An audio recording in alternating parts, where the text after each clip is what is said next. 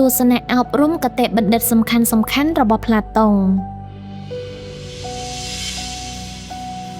ផ្លាតុងគឺជាមហាទស្សនវិទូបុរាណក្រិកដ៏មានឥទ្ធិពលបំផុតមួយរូបនៅក្នុងប្រវត្តិសាស្ត្រទស្សនៈអប់រំនិងគតិបណ្ឌិតរបស់លោកមិនត្រឹមតែតម្រង់ទិសដៅមនុស្សនៅក្នុងសម័យកាលនោះទេប៉ុន្តែវានៅតែជាពន្លឺបំភ្លឺផ្លូវសម្រាប់មនុស្សជាតិរហូតមកដល់បច្ចុប្បន្នខាងក្រោមនេះគឺជាបណ្ដុំទស្សនៈអប់រំគតិបណ្ឌិតសំខាន់ៗរបស់ផ្លាតុងដែលត្រូវបានសម្រិតសម្រាំងនិងបកស្រាយយ៉ាងស៊ីជម្រៅ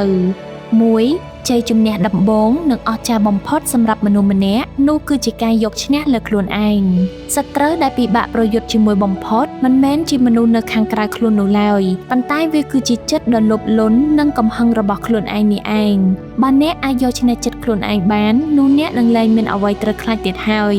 2. មនុស្សឆ្លាតនិយាយដោយសារតែពួកគេមានអ្វីមួយដែលត្រូវនិយាយចំណែកឯមនុស្សល្ងង់និយាយដោយសារតែពួកគេចង់និយាយតែប៉ុណ្ណោះការវាស់ស្ទង់នៅតម្លៃពិតប្រាកដរបស់មនុស្សគឺស្ថិតនៅលើការយល់ដឹងពីសមត្ថភាពនិងការបើកចិត្តរៀនសូត្រវាគឺជាការដាស់តឿនឲ្យយើងចេះស្ដាប់ឲ្យបានច្រើនជាងការនិយាយនិងនិយាយតែអ្វីដែលមានប្រយោជន៍ជៀសវាងនឹងការនិយាយស្ដីឥតន័យដែលវានាំឲ្យបាត់បង់នៅតម្លៃនិងការបង្កើតជម្លោះ 3. ចូលធ្វើល្អដាក់រាល់មនុស្សដែលអ្នកបានជួបពីព្រោះពួកគេម្នាក់ៗ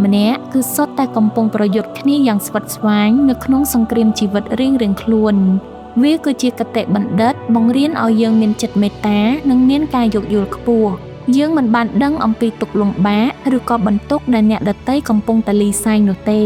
ដូច្នេះការផ្ដល់នូវស្នាមញញឹមនិងការរាប់អានដោយចិត្តបរិសុទ្ធវាគឺជាឱសថដ៏ល្អបំផុតសម្រាប់ចិត្តគ្នាទៅវិញទៅមក 4. ការអប់រំគឺជារបៀបនៃការបង្វែរទិសដៅនៃព្រលឹងខ្មាំងងងឹតឲ្យងាកមករកពន្លឺនៃការពិតវិញតួនាទីរបស់គ្រូឬក៏អ្នកអប់រំគឺជួយណែនាំសិស្សឲ្យចេះប្រើវិចារណញ្ញាណផ្ទាល់ខ្លួនដើម្បីមើលឃើញពីការពិតនិងសច្ចធម៌មិនមែនរស់នៅក្នុងភាពងងឹតងងល់នៃពាក្យចចាមអារាមឬក៏ជំនឿដែលគ្មានហេតុផលនោះឡើយ